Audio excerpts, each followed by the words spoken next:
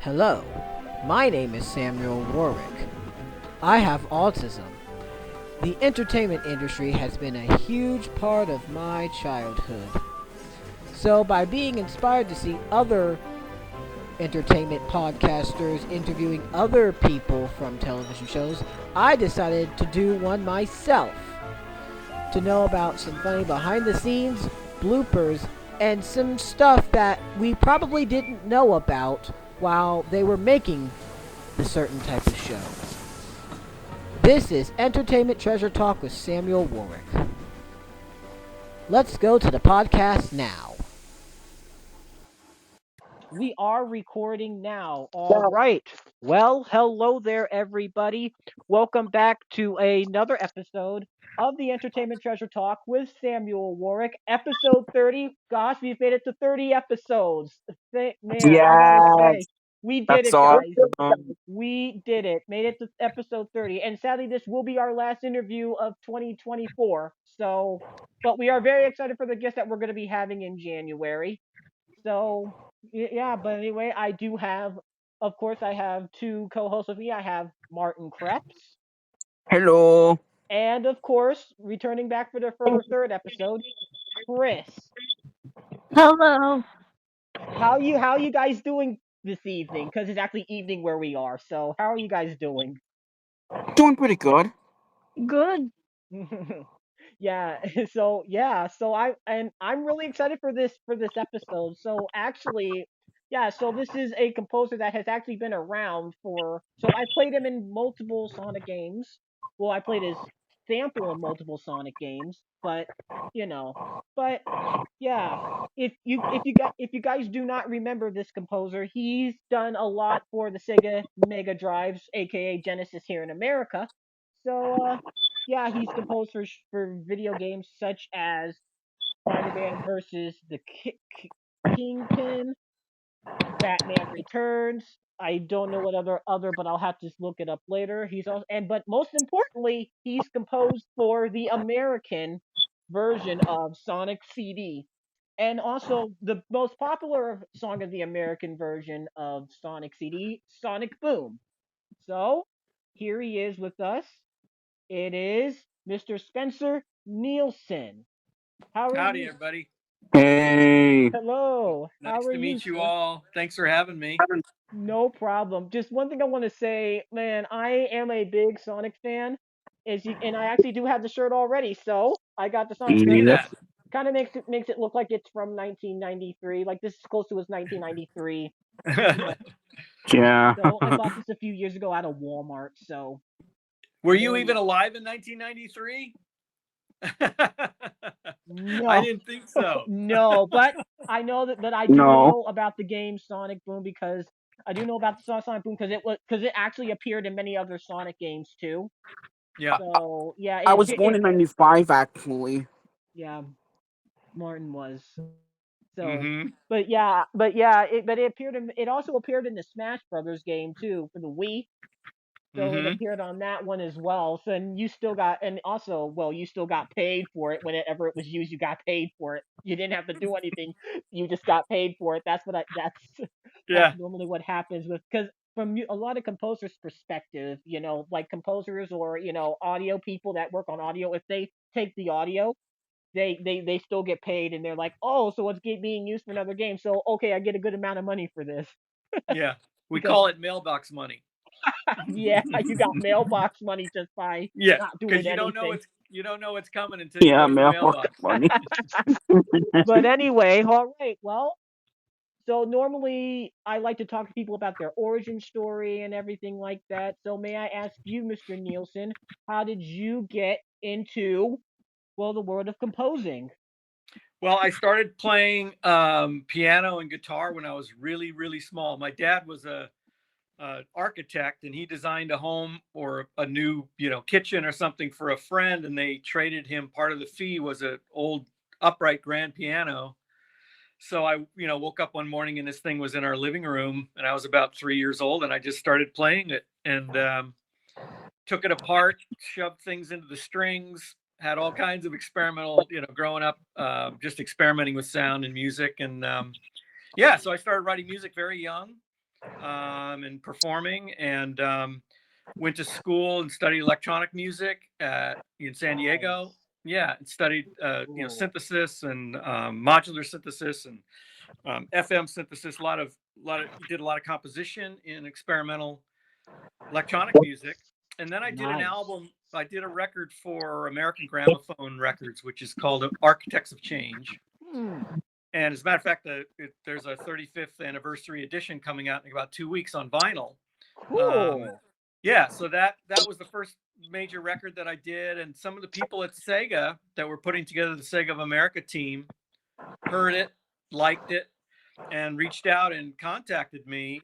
I just moved back to the Bay Area from Southern California, and the woman on the phone asked me if I'd ever considered composing music for video games, and my answer was, "Do video games have music?"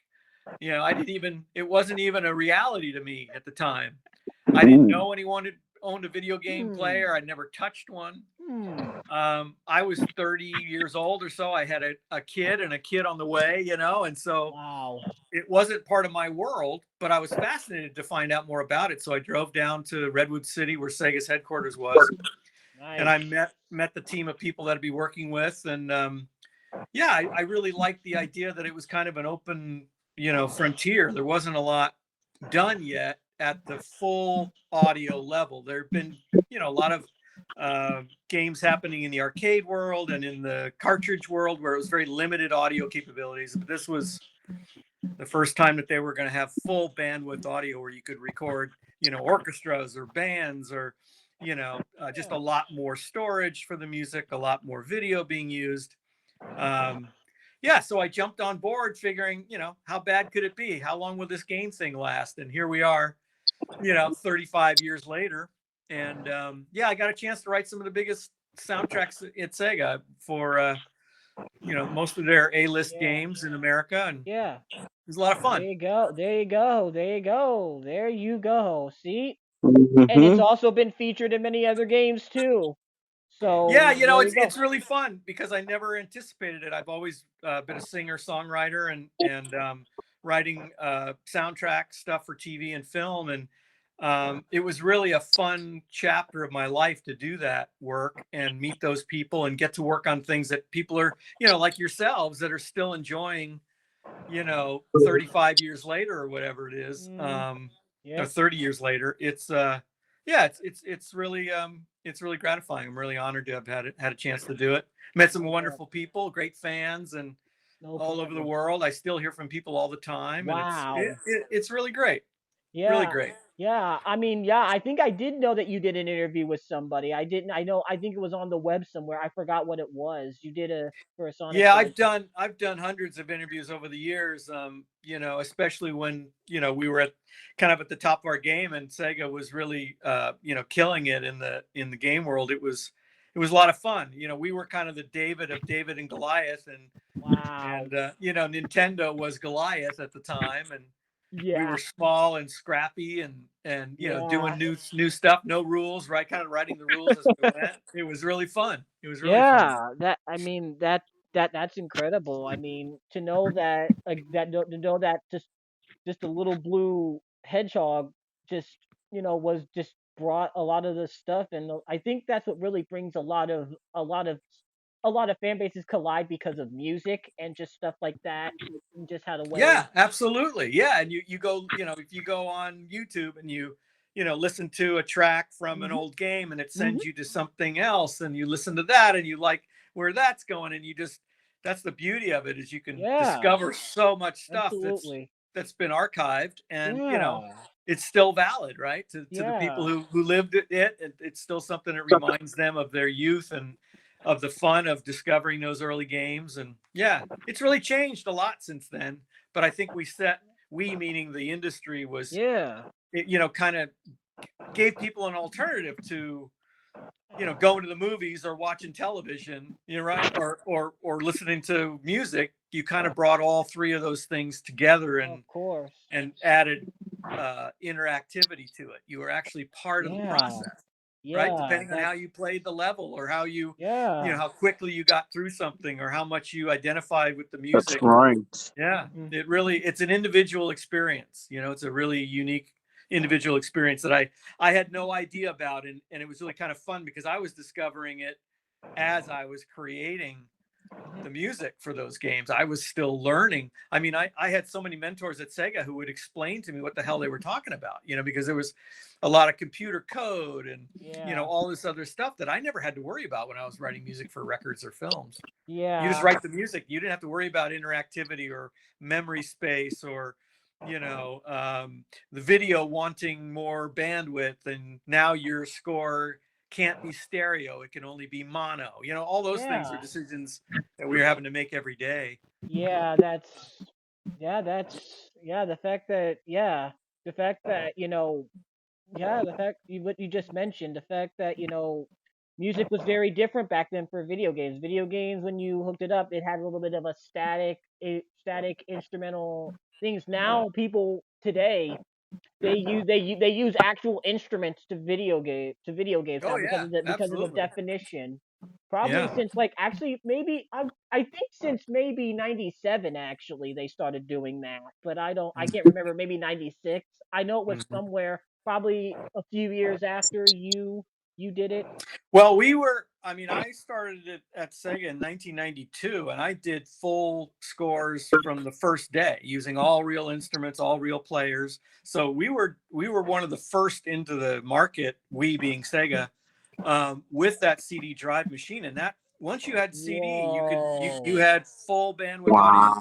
That's when we started building recording studios. That's when we started Mm, assigning bands to play on the soundtracks. We started putting out soundtrack albums yeah. because it was no longer the bleeps and blips and things that were just being done on the cartridges. Mhm. Now it was full blown. So Yeah, yeah, it was a lot of fun. That's really cool. That is something. That's crazy that we were one of the first people that were able to do this. Like that's Yeah. yeah. Now, Yeah, we were mixing in surround sound using Q mhm, sound, which was a really unique technology that was created up in Canada. yeah. And we were using that to mix Echo the Dolphin, Batman Returns, Spider-Man versus Yes. Kingpin, Yes. Jurassic Park, and that Yes. allowed people to have surround sound from their television speakers. People didn't have home theaters yet. Yeah. There was no home Yeah. surround sound systems, but it allowed us to move sound Yeah. around the room using just two speakers with some really sophisticated programming and coding. So yeah, it was fun. We were breaking a lot of ground and that no one had ever even attempted to do before. It was a great team of people down there. Yeah, yeah, but I am gonna say this now. Now I don't know if you were aware, but Europe and Japan had another sound Oh yeah, had their believe me. other edition. Yeah, I'm I'm very sure you know. aware. Yeah, Yeah, they had their other edition, and a lot of people said that they liked that better. But sure. personally, I mean, Well, I can and that's understand. wonderful. I love that. I love that people can have a favorite. It's so I never knew anything about this controversy that's existed for 25 years about it. And one friend of mine said, "Oh, are you aware of this whole Japanese versus American soundtrack thing for Sonic?" And I said, "No, I had no idea." So I went on YouTube and then read all the comments and the back and forth between, "Oh, well, I love this one. This is why," or "No, I like this Yeah, version." seemed like it. Palm Tree Panic or whatever, Yeah, or yeah, Speedway Peace on the yes, Japanese is, and yes, I love that. I think it's so great yeah, that yeah. people The have palm, that strong opinion. yeah, that Palm Beach thing was that soundtrack in Japan was crazy. When I first played it on Sonic and Sega All Stars Racing, which is actually a game that they developed in Europe.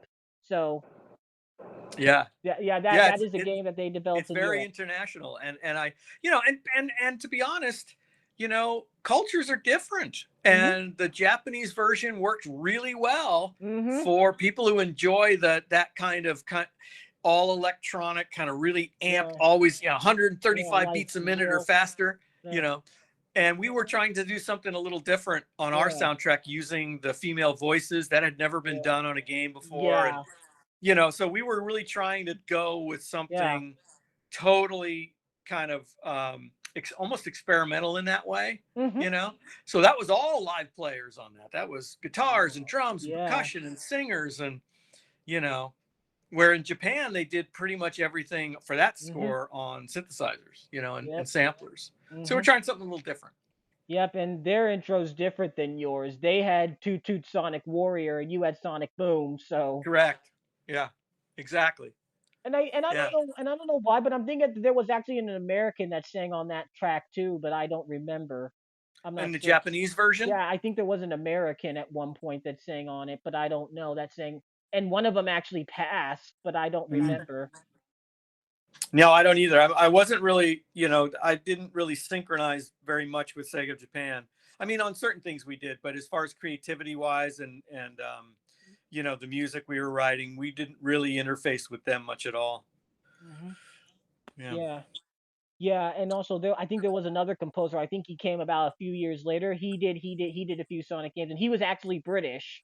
His name was Hmm. Richard Jakes. I don't know if you've had any connections with No. him.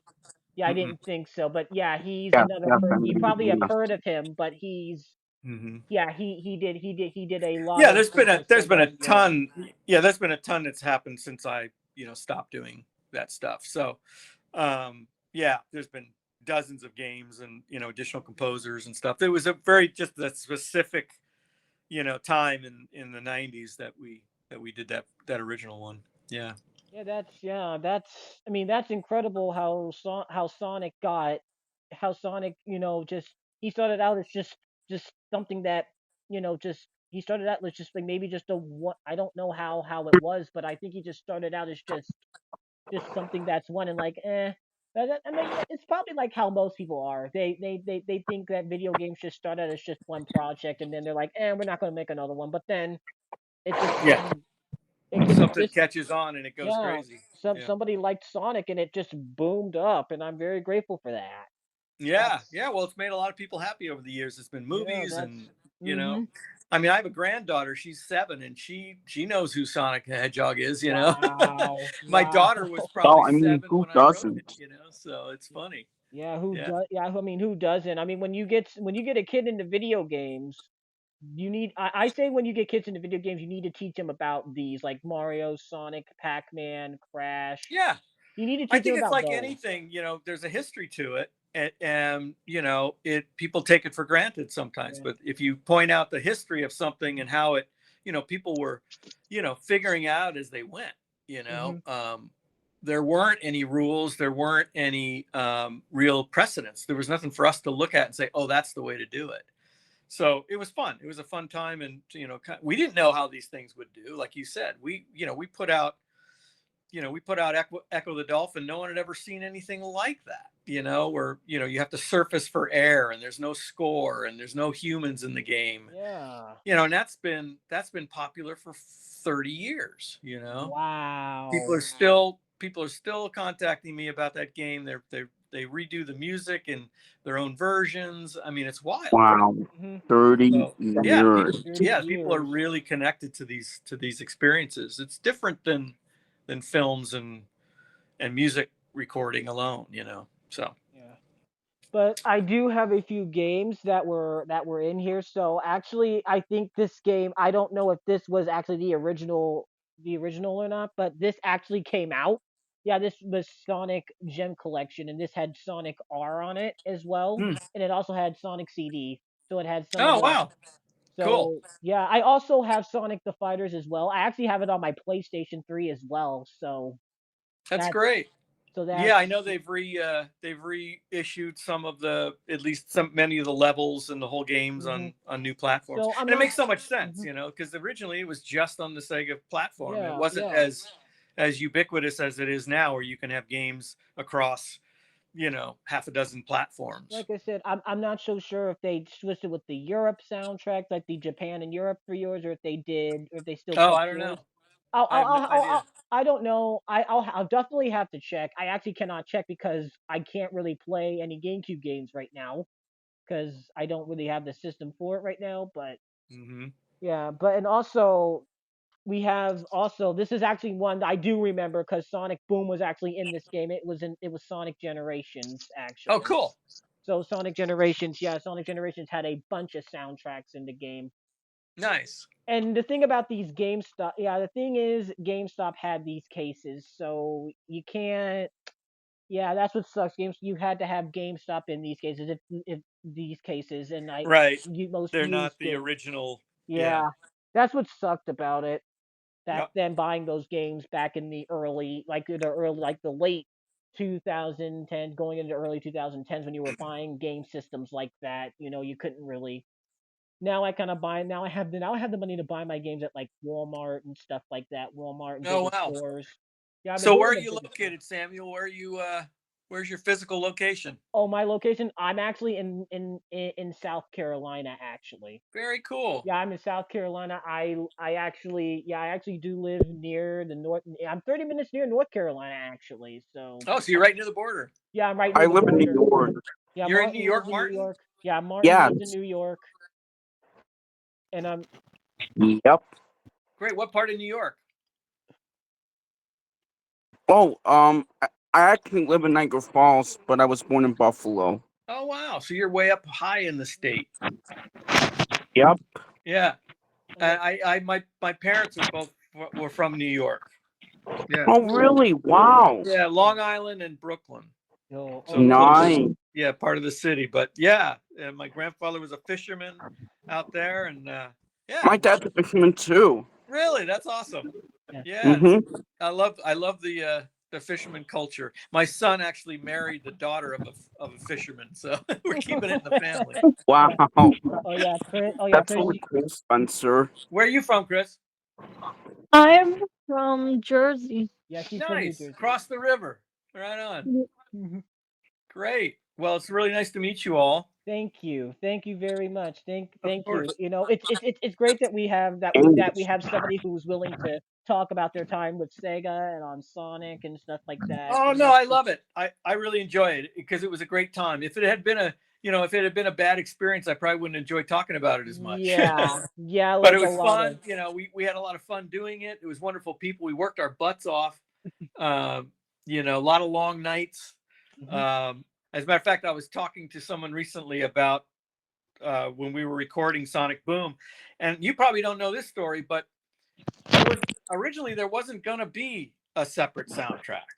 So Oh, my boss, the head of the studio, yeah, I went to think I. Japan, met with the people in Japan before Sonic was released, and he previewed the game.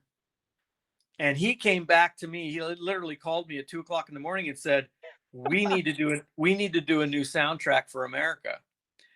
And he goes, I just think we can do better, or better meaning, it'll match the culture better. And he just felt that there was a lot we could do with that.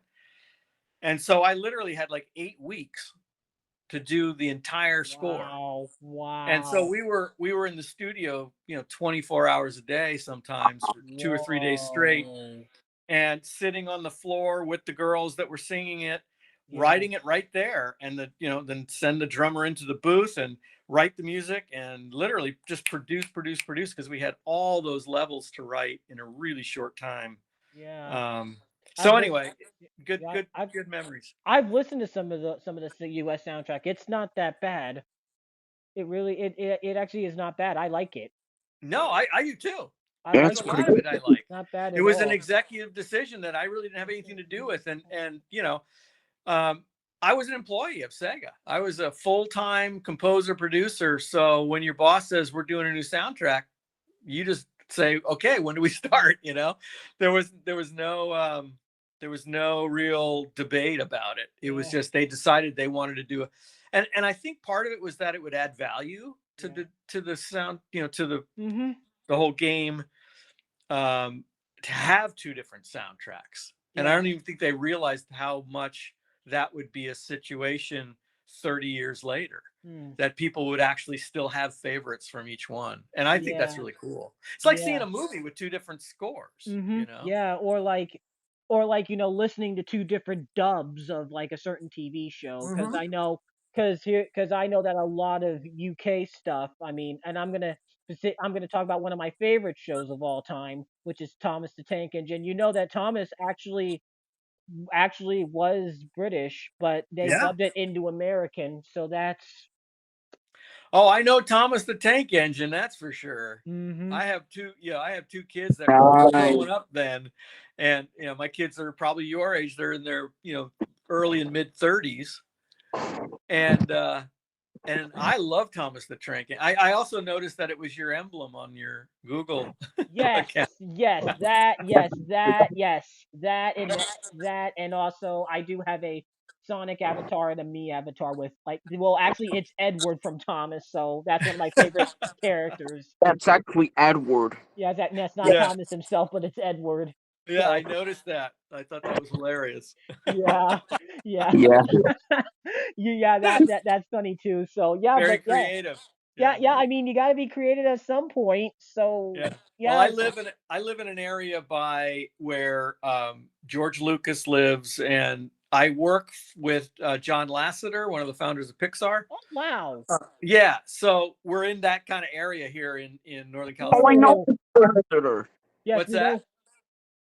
we know John Lasseter. We know who he is.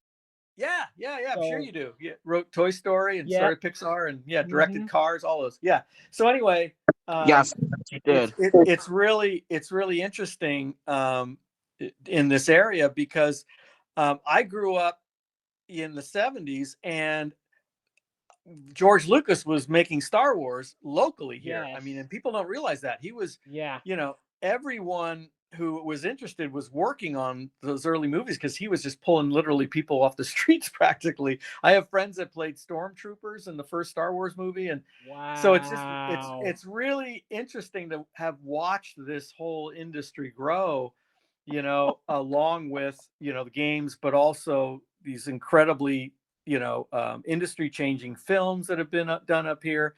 And, you know, being in that kind of energy, you're drawing from all these different things that you're seeing that are happening, you know, that are, you know, new breakthroughs in cinematography or motion capture or whatever. And it's really kind of fun because it all informed what we were doing in the games at that time. You know, wow, it was part of how cool. we were, yeah, how we were developing that team of people.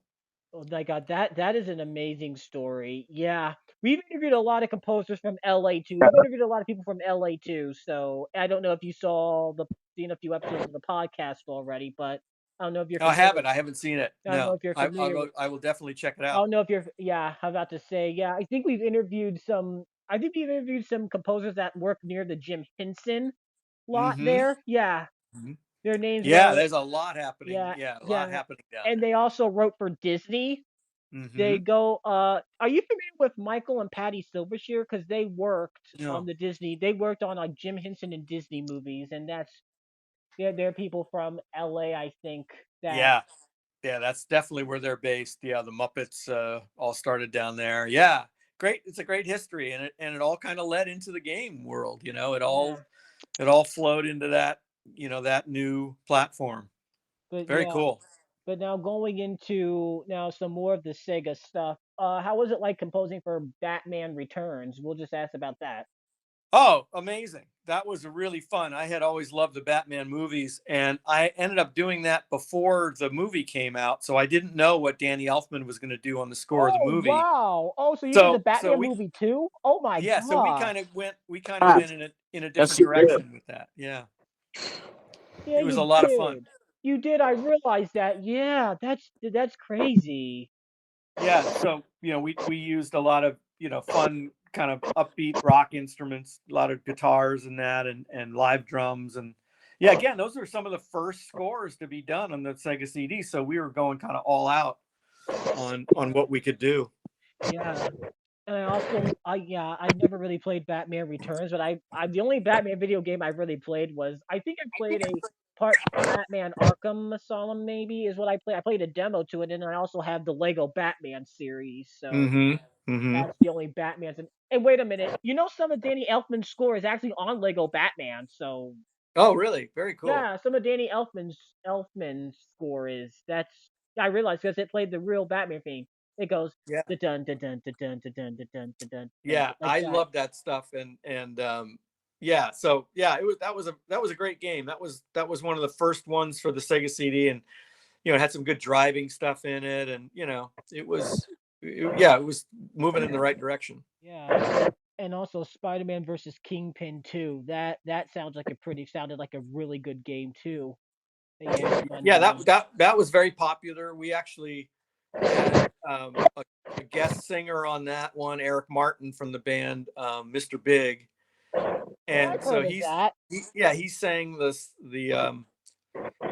swing time, Oh, the theme song. Yeah. Ooh, oh, I know, nice. Mr. Big. Oh, Yeah. oh, they sing that song. I'm the one who wants to be Yes, with. exactly. That was their big campfire hit, Martin. That's right. Yeah, that song was huge. He was huge. Yeah. And he lives near me here and was a big fan of Spider-Man and games. And so he came to Sega and Cool. we ended up meeting, and that's how we ended up doing that song together. Yeah. Wow. So Sega wrote the music to the Spider-Man games. Yeah, so Wow. I wrote the music, and myself and Dave Young Mhm. and Eric Martin came in and sang that theme song, Swing Time. Nice. Awesome. Yeah, it That was is fun. just wild. No, these are wild stories. And of course, you mentioned Jurassic Park. How was that like? Because I've Yeah, only that seen the was Jurassic Park yeah, movies. I didn't write too much on that. That was mostly Brian Coburn and Dave Havalosa, but I wrote the one of the main themes. That was fun because the movie was being made at the same time, Cool. and we had the main paleontologist who consulted on the movie come and stay with us for months in the Wow. Sega studio, and he was working mostly with the artists who were creating the Nice. dinosaurs and the movement, and he was consulting on that, but we were writing the music at the same time. It was a lot of fun. That was the first time I'd worked on something that was directly associated with a movie that was coming out at the same time. Um, Cool. so that was closely related to the movie. So we got to see Nice. Jurassic Park the movie a couple of months early, and yeah, it was pretty fun. Nice. So you could get Yeah, an it was idea. good. So you could get an idea about the game. Yeah, That's. exactly. So we could see what they had Mhm. done, and of course we were blown Yeah. I away. mean that makes sense. Yeah, exactly. So we did that, and yeah, it was again a very successful game, and the score is fun. I was just going back and listening to some of that stuff recently. It was fun to hear. Yeah. Um, yeah, so yeah, that's all those games were a blast. I bet Especially they the were. Echo the Dolphin stuff is probably my favorite. That was a Mm. great experience, and music like I'd never written before, very ethereal, and again, people hadn't really heard anything like that for games. Oh, I have a funny picture I'll show you. Okay. Yeah. Sure. Bring it up.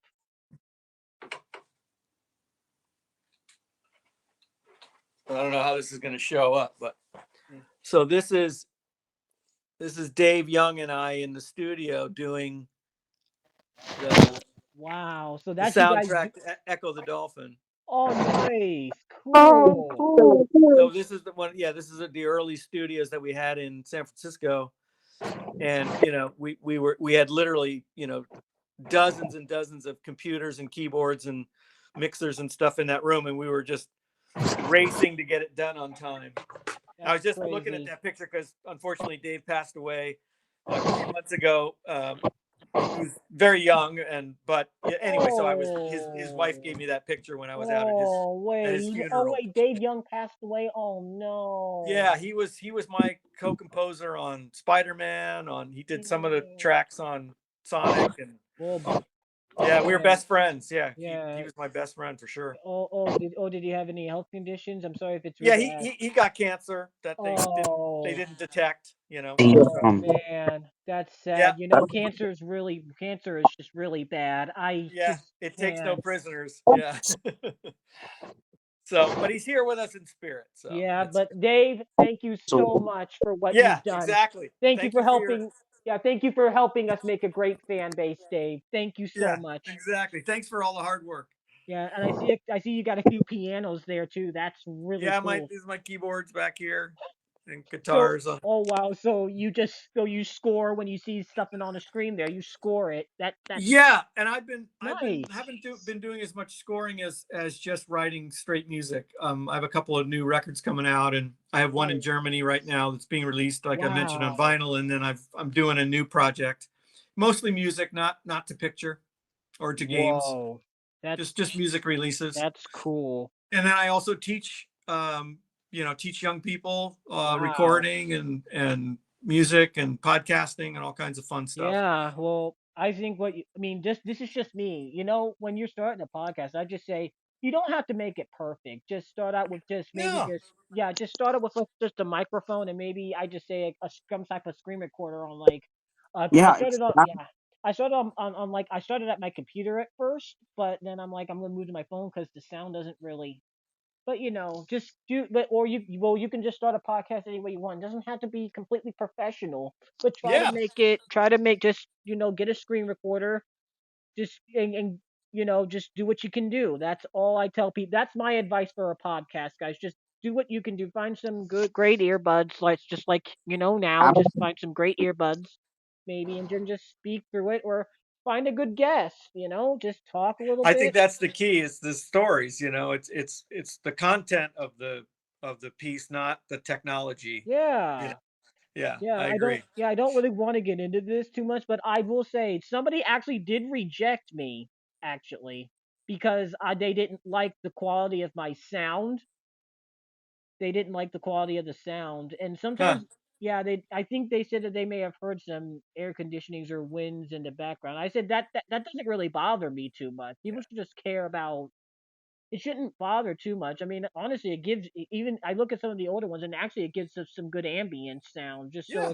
it's not so just like this. It's Right. not so just you're just hearing just Yeah. com- Silence. complete silence. So Yeah. giving It's more natural and authentic this yeah, way. if Yeah. yeah, so yeah, it's just it's the yeah Yeah, absolutely. yeah but he didn't reject anybody else's podcast that I know of, and that's kind of sad that he rejected mine, and that's Yeah. Oh well. but There's I'm more glad. fish in the sea. But Yeah. yeah, but don't worry. I am actually very glad of some get about the guests that we're gonna have. I'm not gonna reveal them just yet, but we are gonna be having some guests really soon. Well, Maybe starting. I'll have to find your podcast and follow it Yeah, so I can yeah. It's see. yeah. I sent you a link to it. That's what I Yeah, I normally haven't do. had a chance to see it, but I'll Huh. check it out for That's what I sure. normally do. I normally send a link to people when they ask for like the podcast, so that way they can check it out for themselves to see if they were okay. And Right. also, I do have fan questions here on Instagram. We normally have fan questions, so that's what we normally do. Now normally here at Entertainment Trailer Talk, we normally like to have our guests interact with the have our guests interact with our followers and our listeners interact with the Sure. guests too. So we actually have two people actually who asked questions Okay. actually. So our first one comes from Moke TV, Mike Mole, and he actually oh yes, 5 questions. Oh my word. So he asked if there was a project you regret the most, what would it be and why? That I regret the most. That's funny. Um, I mean, a game project that I regret, or any project. I guess you I could would. say any because I don't know if you I think you did some things for film and Oh shows. yeah, no, I've definitely had projects I regret. Yeah, I'm That's for sure he does sure. things for shows, but actually, my best friend wrote you as video game composer because that's probably some of your best. I think when that works, that's probably some of your best. So Yeah, no, and it's projects that I regret are ones where I work with people that aren't fun to work with and don't really know what they're doing, to be yeah, honest. would you like to say some certain shows or? No, I think I'll leave it nebulous, but Okay, that's okay. it's just sometimes Yeah, you get involved because you like the idea, and then the reason it doesn't work is the people just aren't the right people. They yeah, they don't get along, or they don't create a harmonious team, or they're, I don't know. It's always about the people. yeah. So There's some events and some things yeah, even before. some people don't really know what they want, and yet they want to be the boss. And Yeah, I've had producers point, I've got 100 tracks playing in the studio or whatever, and the producer's pointing at the speaker saying, that there, change that. yeah, And you're Yeah, like, what is yeah, that? There's that's 100 things going on. yeah. I Make, know how that is.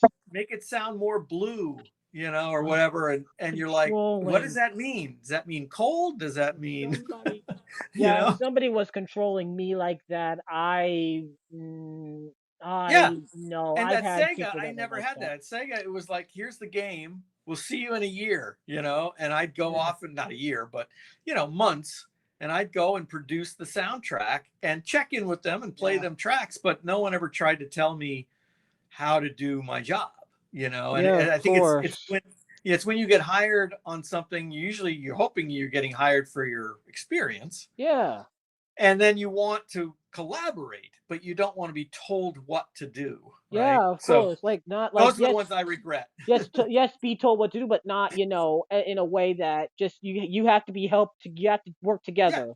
not in a productive way, Yeah, right? I've been in a lot of groups, and I've been to houses and stuff like that that have been like it's always about, okay, do can you do this, or it was always their way and they never contributed back enough.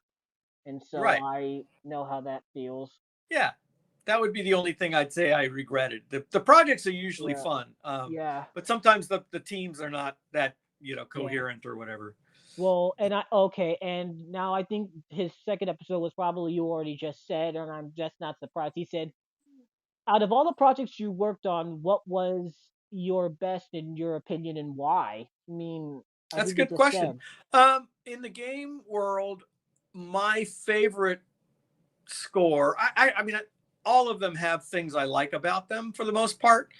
But I really like what I did for Echo the Dolphin. I think that's some of Yeah, my, of I'm course. very proud of all the work, but that one sticks with me, and I Yeah. enjoyed that process a lot. The team was great. The sounds were great. The technology was fun. We were Yeah. getting our new studio really dialed in, and Mm-hmm. the team was really dialed in, and so that one, I just have warm fuzzy feeling about that. But I Nice. also love doing Spider-Man. That was a rock and roll soundtrack, and that was really fun Yeah. because the players were fantastic, and Dave was great, Dave Young on that project. So that one also stands out. We had that big, that theme song with Eric Martin. Yes. Yeah, so those two are probably my right at the top of my list. All right. But they're like your kids, you Yeah. like one a little bit better for Yeah, that that's reason, or you true. like That's this one. true. That is true. That Yeah. is true. And then for his third question, he says, "What are your thoughts on?" Oh, and I don't know. I'm pretty sure you're aware about these things, but you haven't really played much of them. What he wants to know: what are your thoughts on like the other Sonic games, like Sonic Mania and Superstars, and taking primarily inspiration from Sonic CD? Like he wants to know about Yeah, that.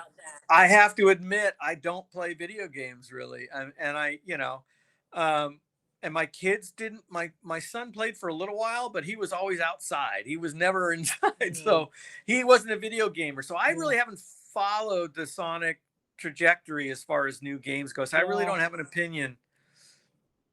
Yeah, I think they were taking inspiration. Well, actually, I think Mania and Superstars were taking inspiration from the original Sonic the Hedgehog game from '91. So I don't. Yeah, So Sonic CD some was not sense. the first. Was not the first to do that. I know it may seem that way to some people, but no, Sonic, no. The original Sonic the Hedgehog from 1991 was it. What other questions you have? Yeah, so there's another. Yeah, there. He is his fourth one, and this one's actually. So he wants to know, out of all the Sega license, which one do you think which should Sega bring back? Mm. Um, boy. Oh, and he actually puts an expiration. He put like, i.e., do you think we should bring back Echo the Dolphin? That's what he said. Yeah, well, we've been talking to Sega about that for years. There's a lot of interest, and Ed Annunziata, the guy who created Echo the Dolphin, and I are really close friends, so we talk all the time, and Hmm. so he keeps me in the loop, whether it happens through Sega or with any connection to them, because he has the rights to do whatever he wants to do. But Echo it definitely will probably have another life of its own, a new version of that. What platform? I have no idea. It Yeah, would I probably be don't know. Universal, I would think. Yeah, Universal like multi-platform, Yeah, like yeah, PlayStation, Xbox, right, across the board. Nintendo. Because just so you know, now Sega is now a third-party thing. So Right, exactly. you know, so and his last question is, oh my gosh, this is actually a pretty good question. So I don't know if this is true or not, but he wants to know. Did you ever meet Michael Jackson during the composition of Sonic CD? If so, what was he like? And I don't know if you did or Yes, not. Did you? I did. I spent the day with him when he came Oh, to the studio, and yeah, Whoa! we listened to music together, and he wrote me a nice note afterwards and sent me a autographed CD. Yeah, Whoa! it was a wonderful experience. It Dude, you was met Michael Jackson. one of my memorable, yeah, yeah. definitely Oh one of the my best days. Yeah. gosh. Oh my god. We love Michael Jackson here, dude. Well, who doesn't, right? I mean, and Yeah, he and I was, yeah. it was great. He had an entourage, not a big entourage, 3 or 4 people with him. I mean, they came in just a regular car from the airport. There was no big Whoa. deal because he just wanted to really see what behind the scenes of what games were like, who was making them, and you know Whoa. and so when he came into the studio, he basically asked his entourage just stay outside. So he and I just sat together at the console and listened to the tracks. I was working on Echo Whoa. the Dolphin at the time, Whoa. and I played him a Oh. bunch of stuff, and he was like, "Oh, this is cool," and he started kind of dancing to it, Oh my gosh. yeah, he when he likes something, Whoa.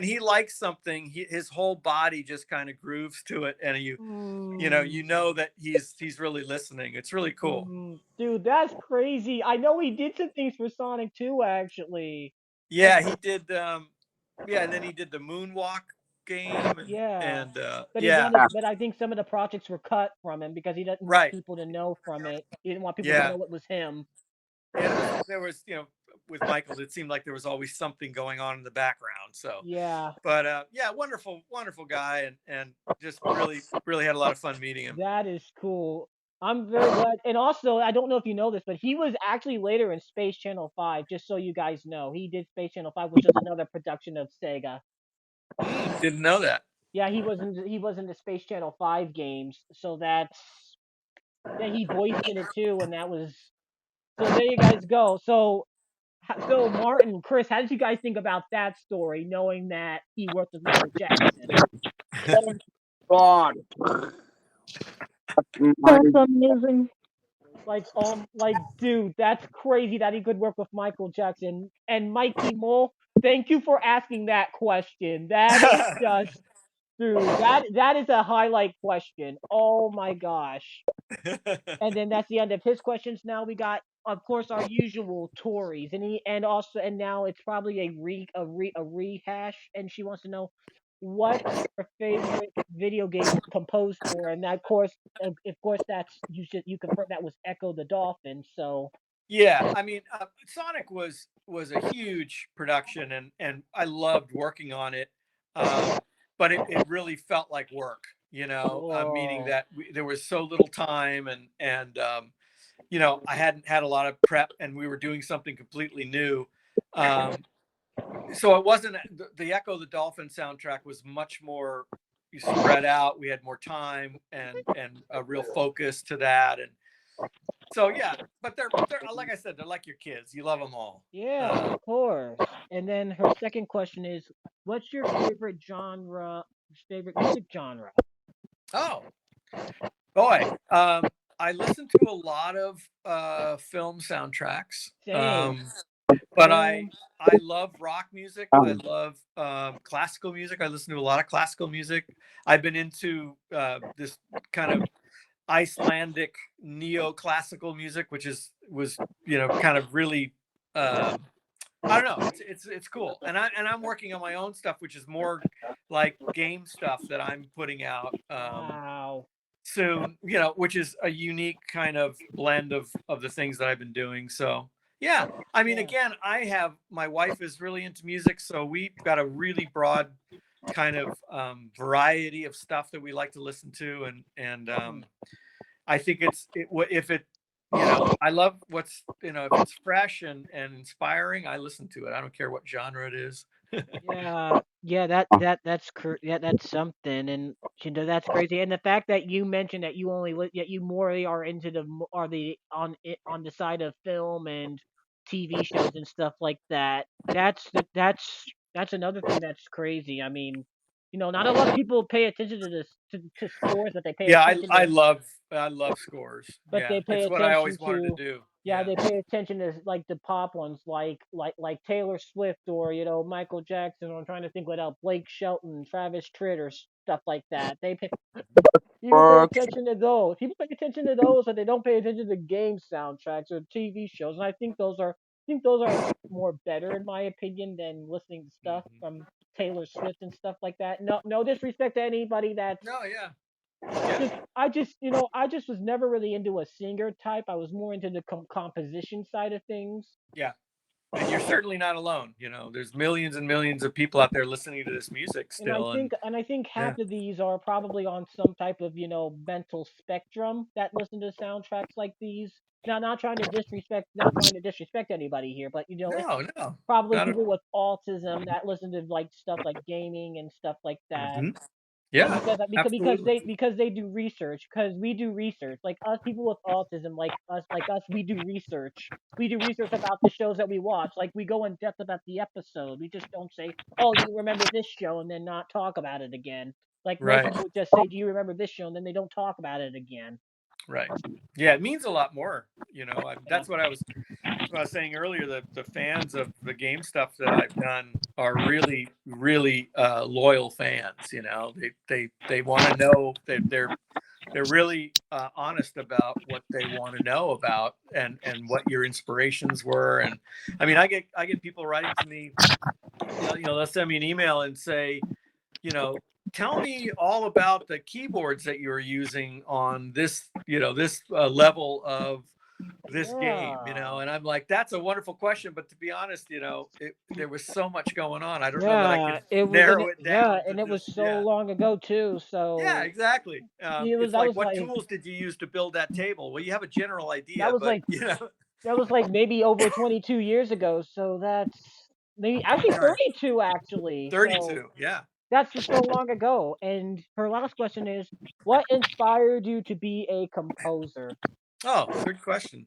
The music that I heard growing up, my parents played a lot of music in the house, and Yeah. a lot of it was classical music. A lot of it was early country music and jazz, and there was, like I mentioned, there was always a piano in the house. So, um, and my Hmm. parents, they didn't Yeah. force me to play, but they encouraged me and they Yeah. supported me. Of course. And so that was a big part of my childhood experience getting. And then I knew, by the time, I mean, I worked in a piano store all the way through high school, and I started to record a lot, and I pretty much knew that's what I wanted to do. I didn't know how I'd make a living doing it, but I knew that I would try. And so, That was yeah, awesome. so I studied it in school, and mostly electronic music, not so much composition, but I'd been writing a long time, and Ooh. yeah, so I'm completely self-taught. Yeah. Um, and it's just really more just a drive to want to make music, make sound. Yeah. Yeah. That's why I still do it today, and and more Mhm. in a way where it's just, I'm not doing it for anyone else. I'm just doing it for me and my fans. I don't have to score a Of movie or course. do a commercial or do a game. That's why I Yeah. like doing them. That's And because I also think that there's something to be said for music when it doesn't conjure an image. Like sometimes when I listen to film music, I picture the film, right? awesome. um, which is fine. But I like when you can listen to a piece of music, instrumental music, and create your own world of what Of that course. that music's inspiring in you. It's going to be different from you, Samuel, than it is from Martin or Chris or me. Mhm. Um, Yeah. we could all listen to the same piece of music, have a completely different experience, Yes. and that's We why I could. like writing instrumental music. Yeah. Yeah, yeah, of course. And I love listening to it too. Sometimes I practice over it. This I mentioned, I don't know if you've also noticed about this, but so yeah, of course you don't because you don't really follow the internet, but there was somebody like years ago. who found, I don't know if you remember when at the time Alec Baldwin, I'm sure you know who Alec Baldwin is, and he Mm-hmm. was narrating for Thomas the Tank Engine Here for Our Country. Mm-hmm. Well, I do remember that. around the time the very first season he narrated, which is the fifth season, somebody literally found a Korean DVD with like the Korean dub, and they found a whole soundtrack of it with like the sound and the music and no voices. Wow. And they like somebody dug through it, and then completely found it, and now it's out there to listen to now. And That's so cool. sometimes I narrate over it while I listen into it as well. So That's great. That's great. It so becomes your soundtrack. Yeah. yeah, so I try to do my own voices Yeah. too. That's So awesome. I have practiced voice acting before. That's Now, awesome. usually when we're doing Thomas stuff, I used to use the AI instrumental tools to, remove the vocals, but this was something completely different. This was like, Yeah. man, I got to try this. Oh, that's so great. And That's so awesome. Good for you. Tori and Mike, thank you guys for your questions. I hope that Thank you. these questions were awesome, and that hope these questions were fulfilled. And I hope that more will be to come next year if you guys are able to ask. Oh, Yeah. question. Fantastic. Well, thanks for having me, Martin has Samuel. a I really question. appreciate it. Martin has a And question. I'll look forward to Oh, catching your episodes coming up. a little bit. Don't worry. We do got a few more questions though before you go. We'll Oh, make them okay. quick. Okay. But Martin, did you have something to say? Yes. So Spencer, um, like any of the tracks that you did on like Sonic CD, like what was your favorite like track that you played on Sonic CD? I liked some of my favorite of the Speedway tracks. Yes. The Yeah. different levels there. Also the what was the underwater level? Oh, I can't think of it right now. I'm I sorry. can't think. I can't either. But that was one of my favorite sections of the game. Yeah, there was a few of them that really stuck out. Yeah. Palm Tree Panic was fun. Yes. You know, Yes. with That was all that good. percussion, and that's all Yes. live percussion. That's all being played by Pat Miser. Whoa, that's Yeah. nice. So yeah, Yeah. those are some of my favorites. Yeah. And I don't know if you were also aware about this, but did you know there was actually a band called Crush 40 and Crack and like Cash that actually did their own version of Sonic Boom as well. Yeah. Oh yeah. I don't know if I've heard that, but someone told me Yeah. that. I don't think I've. They did that version, and that was pretty. They did really good too. So I'll have to that's check why. that out. And also, how do you feel about I don't know what their names are, but Pastiche or Pastiche. I don't know how you spell that name. The original people that did Sonic Boom there. How were they like? How were those girls like? Pastiche. Yeah. Pastiche. They were fantastic. They worked really hard on that whole soundtrack. You know, they're on almost every piece. Um, Wow. so they were there a lot. They harmonized beautifully. They're great singers. Oh, Yeah, wow. they were local group that someone at Sega knew of and put us in contact, and I loved them from the start. So Wow. yeah, it was Cool. a lot of fun. But yeah, I'm trying to think. Pastiche. Yeah. Yeah, pastiche. Yeah, I'm trying to think usually what our questions are. I don't normally know what our few questions are, but I normally ask. But since you normally have to go in just a little bit, or just in a few minutes from Yeah, now. So I'm going to meet my wife. okay, yeah. So we'll just wrap these up with like two more questions. So Sure. all right, we'll go for two more. So if anybody wants to really get inspired to be a composer, what do you suspect that they do, or what do you?